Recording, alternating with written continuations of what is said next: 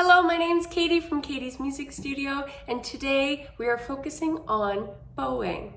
So we're gonna start with just long bows, and then we're gonna get into short bows, and then we're gonna do string crossings. So I always suggest students practice so much just on their bowing, because when you start to add in your fingers, your bowing seems to slip, and this is where all the sound comes from.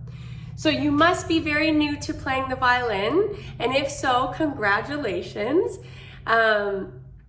Please learn how to hold the violin properly, learn how to hold the bow first before you watch this video.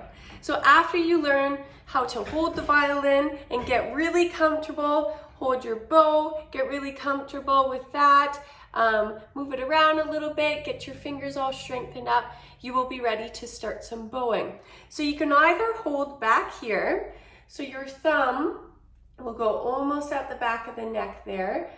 Do not have it sticking up, have it right in line with the fingerboard there. And then the bottom half of your first finger will squeeze lightly with that thumb to hold the neck in place.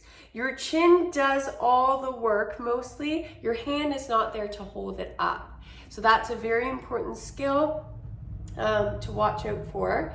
And make sure this wrist is out. You don't want to get into the habit of holding up your violin with that wrist. If you find this very uncomfortable at first and you're still getting used to the violin, you're welcome to hold the body of the violin here. So that's what I'm going to do today because I assume that you're a very beginner. So let's start on the E string with just some long bows. So start almost at the bottom of the bow near the frog, and what you're gonna do is pull downwards, but you don't want to move your arm like this. That's a big no-no. So you will pull down and don't put too much pressure on your bow near the frog, or else it will sound like that. So, and see how my elbow's bending, and then all the way down, and then up.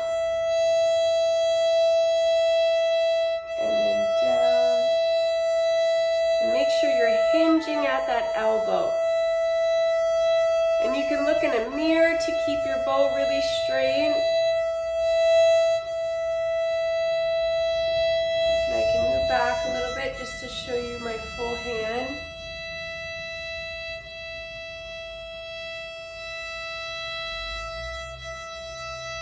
All right, one more bow on the up bow, and then we're going to change to the A string. So switch your bow to the A, do a down bow on your A string.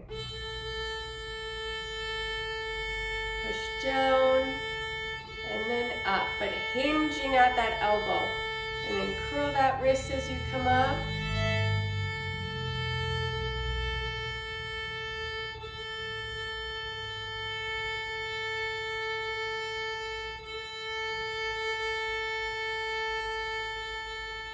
If you find this is a little bit too tricky and you can't quite keep your bow straight, only work in the middle to upper half, because then you don't need to work on curling that wrist to get it really, really smooth near the frog. So you can just do bowings just to work on that elbow to hinge, and that's so important.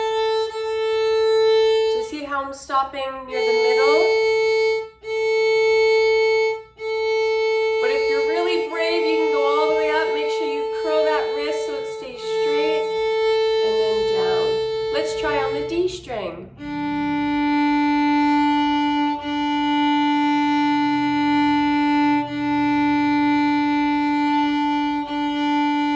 Now the G.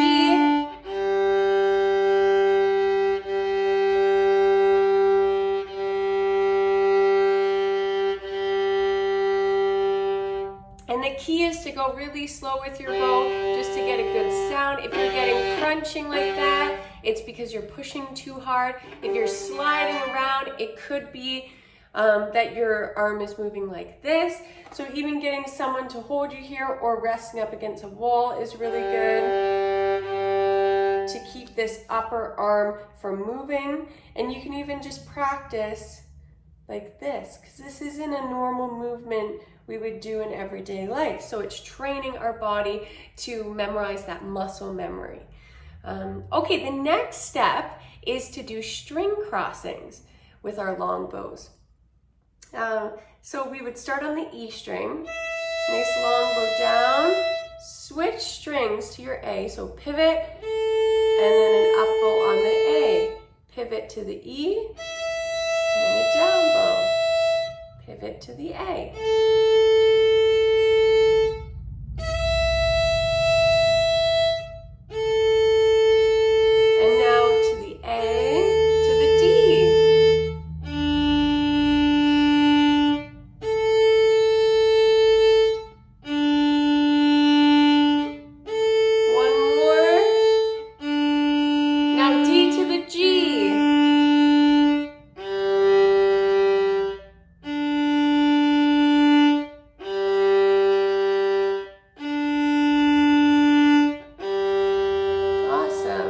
So the goal is to stay above about the end of those F holes there. That's usually what's called the sweet spot on the violin.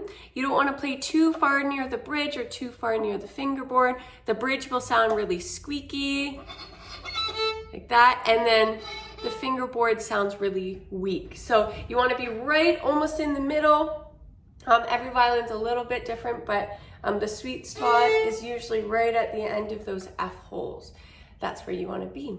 All right, once you have the long bows and the string crossings, you can then do those two exercises, but with short bows.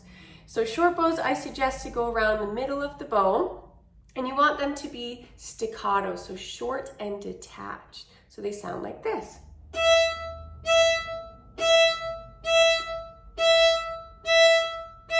And see how my elbow's hinging?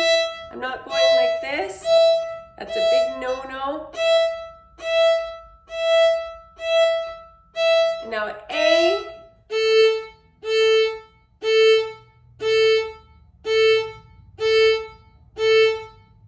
D.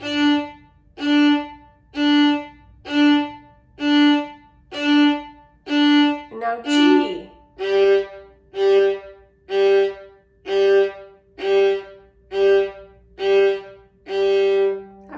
When you finish that and you feel comfortable with those short bows, you can then do the string crossings with those short bows. So it sounds like this.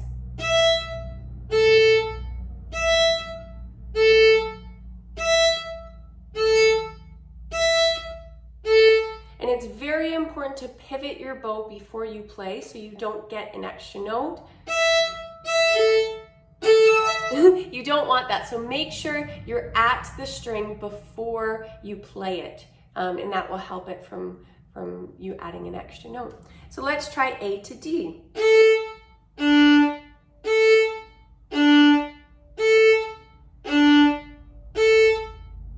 D to G.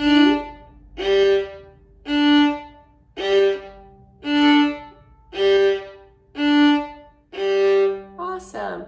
Once you're super comfortable with the long bows, the string crossings, and the short bows, you can then move on to bigger jumps on the violin. You could go E all the way to G, E to G, and even if you practice pivoting your bow and not making a sound, that is really, really helpful for when you have to cross more than one string.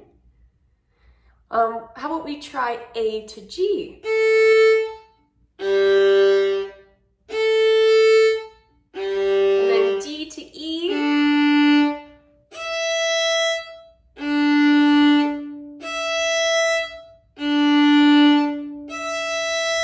So you can make up whatever patterns you like, and this will be really helpful with your songs because this is what you're doing with your bow. You're crossing strings, you're doing shorter bows, longer bows. So this will help prepare you for your songs.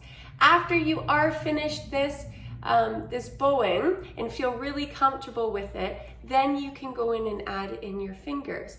But be constantly practicing your bowing. I can't stress that enough because it's so important to your sound. This is what makes the sound on the violin. And you want to be really, really comfortable with your bow before you do your fingers, because then a lot of students they're usually just focused on their fingers and then they start crunching. So spend a lot of time on this and get this really comfortable, and then you will have a beautiful sound on your violin. Enjoy and happy practicing.